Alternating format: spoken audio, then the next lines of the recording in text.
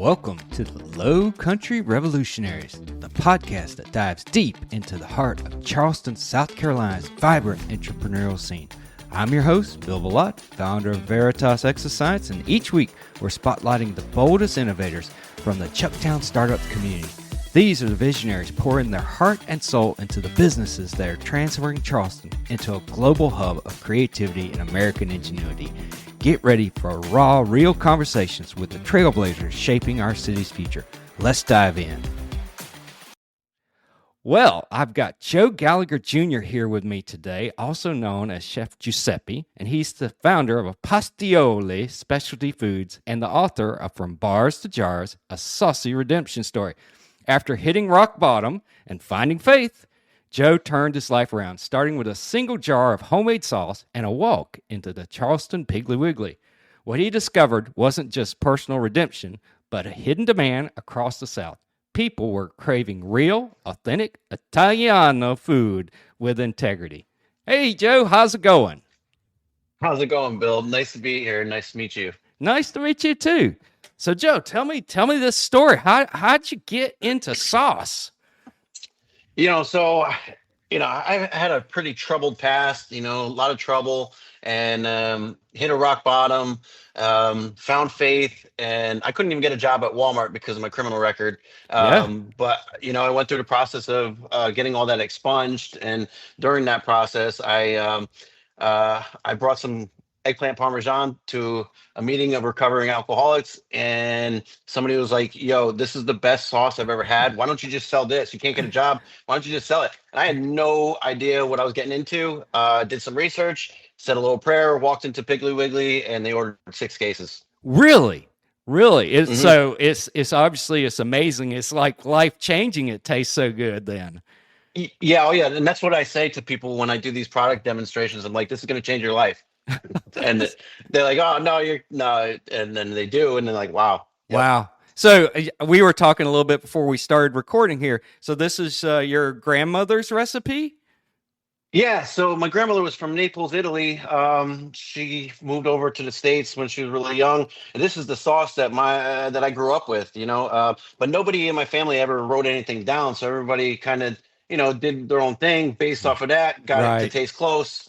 So I'm the first one in my family to write it down and commercialize it. Wow. Yeah, that sounds very traditional Italian. Nobody writes anything down. It's all passed down by word of mouth and everything. So yeah, that's awesome.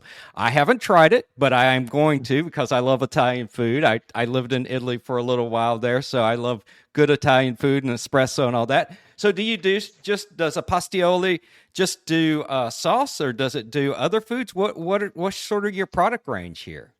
Yeah, so the first product we came out with was the classic Italian red sauce, which was based off my grandmother's recipe.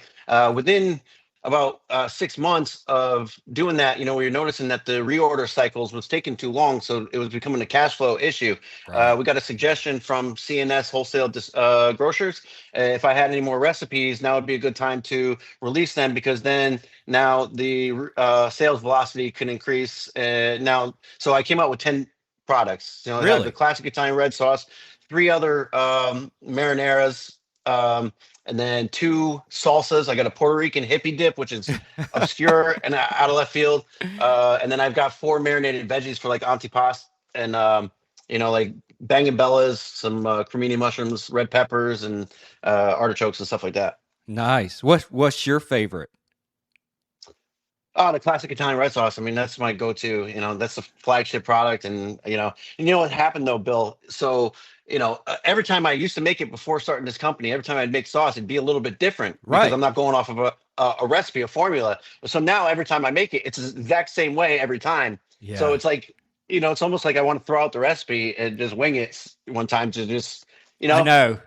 Get a little variety. Yeah. So my background's in science, so I understand. It's like once you have a recipe, a formula, that's what you're aiming for, is consistency every time. Right. It's exactly the same. Right. That's amazing. Yeah, so it's pretty wild. So you've sort of scaled up. So do you have like a big production facility in the Charleston area, or do you outsource this? How do you do it?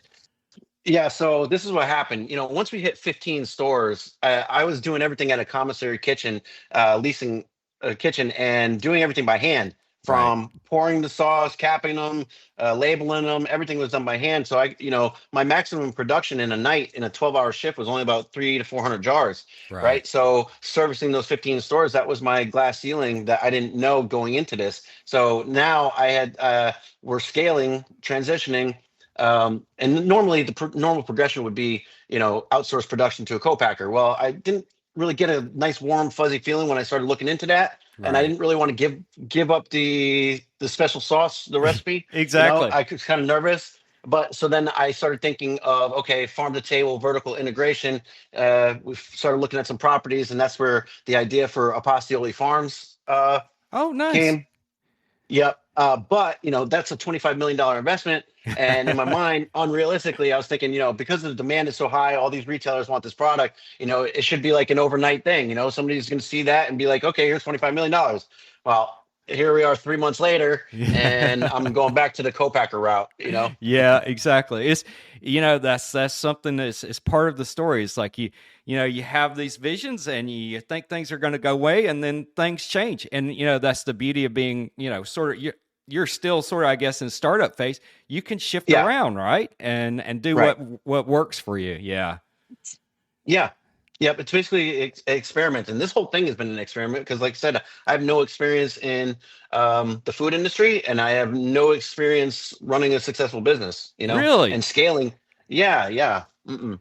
you sound like you know what you're doing, Joe. I mean, you've got me fooled. I've been in business before. I think you know what you're doing here. It sounds like you've been doing your homework on this. Well, I have failed a lot of businesses. I've had 7 different LLCs over the Okay. course of the last 20 years, and never got nowhere near this far. Well, that the honest truth is that's how you learn. Is you do Yeah. stuff, you fail quick, and you move on and you do the Yep. next thing. Right? That's Right. amazing. So tell me about your book. So I'm interested in this. It says from bars to jars. So I take it you maybe had a small alcohol issue. To put it lightly, yeah, yeah. A little one, yeah. Yeah, a little one. But yeah, so from bars, being incarcerated behind bars, and Oh then yeah, drinking yeah, double bars there. That's a double yeah, entendre. That's nice. exactly, yeah, yeah, and then the jars of sauce. I am the least likely for this to be happening to, and for what's crazy is that a jar of sauce, that's been in my life, my entire life, was what finally put me over that hump. Right. Right. And I can tell from things you've said and I saw some of your videos and stuff on LinkedIn and stuff. So you're very much into the Christian faith and everything. That's been part of your journey and has helped you Yeah. out a lot. So Yeah, so this book is basically my testimony, how I was, hell on wheels to hitting rock bottom, finally giving up my self will and my selfishness, and admitting my faults, and repenting to my Lord and Savior Jesus Christ, getting baptized, and then this company kind of just explodes. nice. Nice. Coming stepping a little bit out of the fire in a sense. Yeah, yes, So, exactly. so you were talking. We were talking before. You mentioned, is there a follow-on book coming also? Yeah. So what's really exciting about this is that my original manuscript I submitted to Angel Studios, and didn't hear anything back for about a month or two. Kind of put it out of my mind. Well, Yeah, they reached out and said, we would really love to see a torch pilot based on this really. manuscript. So they encouraged me to film a 5-minute synopsis. And now there's a second book which is fictional. So this from Bars to Jars, the Saucy Redemption Story is nonfiction. It's a memoir, my life story. Right. And now The Harvest, the sequel, is fictional, dramatized, made for a TV series. Yeah. Wow, that's great. I mean, it's just like it just seems like everything's kind of taking off for you. It's coming together. It's coming together, Bill. It's Yeah. coming together. Yeah, exactly. It's a struggle every day. So let me ask you. I ask everybody this question: why Charleston? Is this your home? Is this your family's place? Is it something about the community, or is it all of that? It's all of that. So I left Connecticut in 2014, got here, and instantly enamored by the culture and the vibe and the magic that's here in Charleston. And Right. it being called the Holy City is no mistake. This is where I found God. This is where I found a life worth living. It Yeah. just took me a while. 2014 was over 10 years ago. Yeah. But it takes what it takes. And we found, because of Charleston being in the South, we found in the grocery stores there was a lack of authentic Italian. You get Yes. this the standard lineup of products. It's Yeah. very limited. And Ragu then and stuff like that, right? right, right. And I'm not going to talk bad about any other I'm brand. not I talking just bad about it either. It's just, I grew up in the South. I mean, I lived in the North for a long time, but I grew up in South Georgia, and that's all we would have is maybe Ragu, if that. right, right, exactly. So, and there's a lot of people moving from north to south here in Charleston, Yeah. that do know real authentic Italian that's up there. There's an Italian deli on every corner up in Connecticut, you Right. know. So I broke through the noise with having a fresh, clean label product. You know, Yeah, it sounds like everybody was just kind of waiting for this, and you just hit it at the right time at the right moment. It almost like you were guided. So ex- the Lord guided you. exactly. Yes, yes, sir. Yeah, Amen. Yeah, yeah. exactly. That's it. And that's the thing. You just never know. Sometimes you got to have a lot of doors slammed in your face before the right one opens. So yeah, that's Yeah, awesome.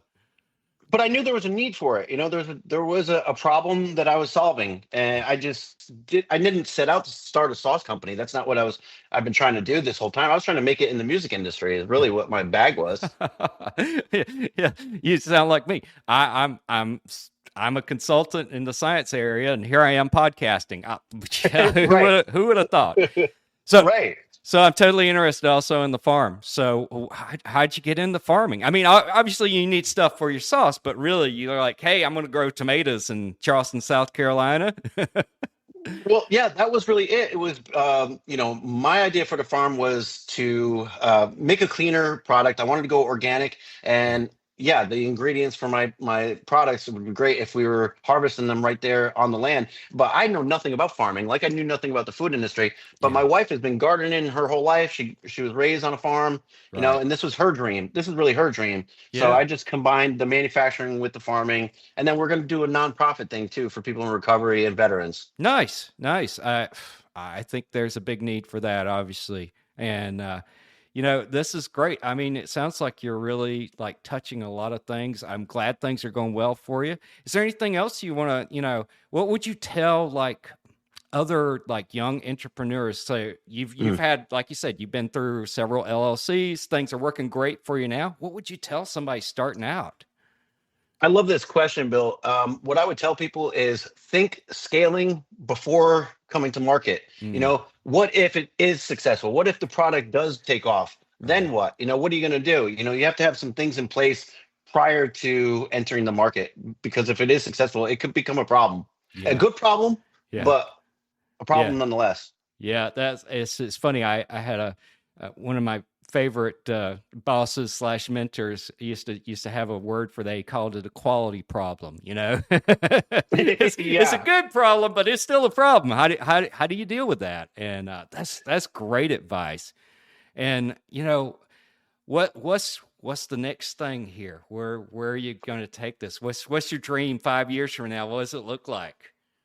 Oh man, I could see the tomato fields. I could see a community of people. I could see tourists coming. All the activities that are going to be available on this farm. The business plan is extensive. There's going to be a lot of amenities, a lot of goat yoga, and Really? cooking shows, event center, weddings. The whole, yeah, it's going to be quite So is quite. there going to be any place for like maybe some off-road motorcycling? Is it? I'm just asking for a friend. Possibly there are, there's 1,700 acres, so it's like a small city. Whoa, I mean, 1,700 acres. Where is it in Charles? It's obviously not downtown, but where is it in the area? it's 25 minutes from downtown. It's up in Adams Run, a little past Ravenel on Okay. Parker's Ferry. Yep. Wow. That's amazing. And does it I mean obviously it's going to take some development of it, right? Is you got some work to do to get it set up? You know what's crazy is that it's a lot of the infrastructure is there already. All the field, there's like 15, 20 fields already cultivated. They have a water system.